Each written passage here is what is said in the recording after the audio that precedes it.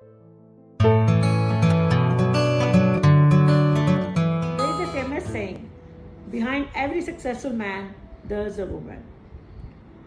और हर कामयाब आदमी के पीछे एक औरत का हाथ होता है।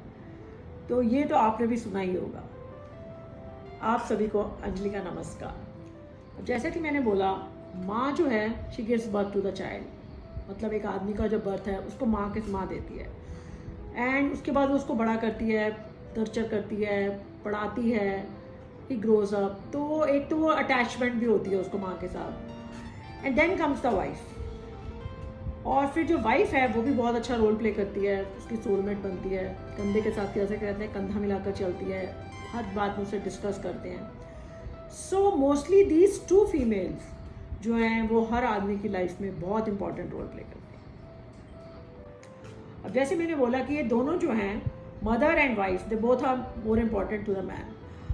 अब क्या होता है कि कई बार इन दोनों के माइंड में आ जाता है who is more important to him, wife और द मदर। तो आज का टॉपिक यही है कि सास बहू का रिलेशनशिप या डॉटर इन लॉ और मदर इन लॉ का रिलेशनशिप कैसे हेल्दी रखा जाए और कैसे ये बॉन्डिंग जो है ये बहुत अच्छी बने। बस आज इस पर ही हम कुछ डिस्कशन करेंगे। और फर्स्ट सिनेरियो हम डिस्कस करते हैं कि maybe your son like someone, और उन्होंने प्लान कर लिया है कि they want to live together और शादी करना चाहते हैं, और वो आपसे उसको मिलवाना लाते हैं। तो आप उनसे मिलते हैं। अब हो सकता है कि आपको फर्स्ट मीटिंग में कोई उसके फ्लॉज दिखें, या वो लड़की शाय है, आपसे अच्छे से बात नहीं कर पा रही है, होता है कई बार लड़कियों में। तो पहली बार में आप उसको जज मत करिए, क्योंकि अगर आपके बेटे ने उसको पसंद किया है तो उसमें कुछ अच्छी बात ही होगी। तो आप अपने बेटे से भी बाद में डिस्कस कर सकते हैं उसके बारे में पता लगाइए कि क्या कैसी है वो लड़की, उसको क्यों पसंद है। कुछ तो अच्छी बातें होएंगी ना, तो उसको टाइम दीजिए, आप थोड़ा सा टाइम लीजिए, एक दोबारा उस लड़की को मिलिए, और तब जो है उसके बारे में जजमेंट होइए कि वो लड़की कैसी है और आपके बेटे ने सही पसंद की है कि नहीं की है। अब हम डिस्कस करते हैं कि हाँ, शादी अब होने जा रही है, चाहे वो लव मैरिज हो चाहे वो अरेंज मैरिज हो। तो अब लड़की को भी उसके पेरेंट्स यही कहकर भेजते हैं कि अब ये ससुराल ही तेरा घर है, वहाँ के सास ससुर तेरे माँ बाप हैं, तूने वहीं पे ही रहना है जैसा भी है। और हमें भी यही कहा जाता है कि अब तुम्हारी बेटी आ रही है, बहू नहीं आ रही है, उसको बेटी की तरह ट्रीट करना। पर ये सब कहना और करने में बहुत फर्क होता है। तो ये हमें कैसे करना है ये सब, तो बस आज इसी में थोड़ा सा मैं आपसे पॉइंट्स आपसे आज शेयर करती हूँ। तो सबसे पहले कड़ी जो है वो है इस रिलेशनशिप में communication between daughter in law and in laws. तो उसमें दोनों इन लॉज आ जाते हैं। अब मैं ये कहूँ, मतलब आपको कोई अगर बात कहनी है उससे या उससे कोई बात करनी है, कई बार क्या होता है कि जो मदर होती है अपने बेटे को बोलती है, और फिर कि कोई उसको बात अच्छी नहीं लग रही है, कोई भी बात करनी है, और वो बेटा फिर जाके आगे उनको बोलता है डॉटर इन लॉ को ये चीज़ जो, और या फिर डॉटर इन लॉ आगे से अपने हस्बैंड को बोलती है और वो फिर अपनी माँ को बोलता है। तो ये जो बन जाता है ना राउट, इस राउट को ब्रेक करना होता है। जैसे एग्जांपल ले लो कि अगर कोई घर में, जैसे वो आई है नहीं, अब उसको लग रहा है उसके रूम में कुछ चेंजेस करवाना, आपने अपनी तरफ से उसका रूम बहुत अच्छा बनवाया है, या घर का कोई और भी कॉर्नर है कुछ है, तो वो अपने हस्बैंड को बोलती है कि ऐसा कुछ करना चाहिए तो ये ज़्यादा अच्छा लगेगा। और फिर आकर बेटा है वो आपको बोलता है, तो आपको लगता है कि भाई नहीं ये कोई बात थोड़ी ना है, मैंने इसको अच्छा से बनवाया था और उसने मुझे डायरेक्ट क्यों नहीं बोला। तो ये चीज़ जो है ना कम्युनिकेशन, इसमें आपको पहल करनी है।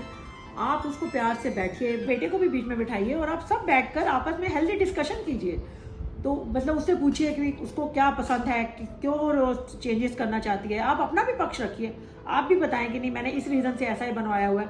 हो सकता है आपकी बात उसको अच्छी लग जाए या आपको उसका पॉइंट भी अच्छा लगे, और फिर जो है म्यूचुअल अंडरस्टैंडिंग से आप उसका हल निकाल सकते हैं।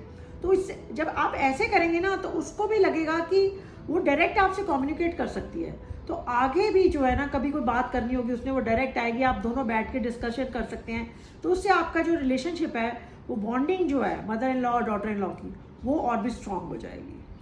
दूसरी कड़ी है रिस्पेक्ट हर रिलेशंस, जिसमें कि उसके पेरेंट्स, उसके सिस्टर ब्रदर सब आ जाते हैं।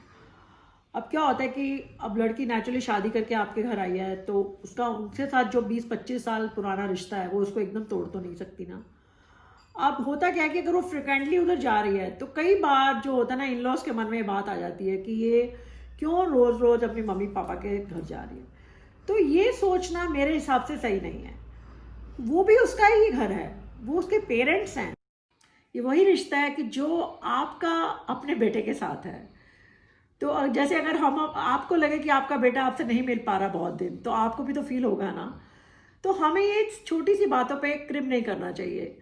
वो भी एडल्ट हैं, उनको भी पता है कि उनकी क्या इधर रिस्पॉन्सिबिलिटी है। हो सकता है उसके पेरेंट्स को वो मिस कर रहे हो या उसको कोई ज़रूरत है उधर जाने की। तो इसको भी मतलब आपको कभी ऐसे रोक टोक नहीं रखनी चाहिए। अब आप चाहेंगे कि वो आपकी पूरी फैमिली से बहुत प्यार से रहे, तो मैं ये कहूँगी कि जैसे उसके पेरेंट्स हैं, उसके भाई बहन हैं, तो अगर आप भी उनकी इज्जत करेंगे, आप भी उनको प्यार से बात करेंगे, तो नेचुरली वो जब वो देखेगी कि उसके पेरेंट्स की कितनी इज्जत हो रही है, तो वो आपके साथ भी उसका वही बिहेवियर हो जाएगा।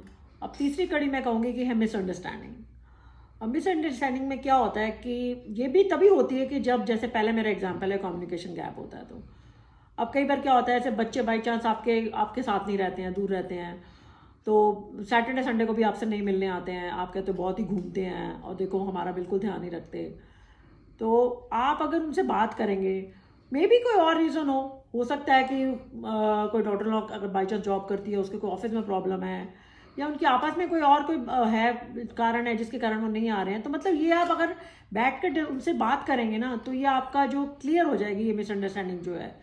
या वो जैसे आपके साथ ही रहते हैं और वो अपना वीकेंड्स पे घूमने न चले जाते हैं, तो आपको लगता है कि घर पे बैठे हुए कि हमारे साथ तो टाइम ही नहीं स्पेंड करते हैं और हम तो कहीं घूमने भी नहीं जा सकते हैं, ये चले जाते हैं। तो बैठ के उनसे बात करिए ना, आप ही कोई प्रोग्राम बना लीजिए। अगर वो संडे को जाते हैं तो आप सैटरडे का किसी दिन बना लीजिए उनके साथ बाहर घूमने का प्रोग्राम।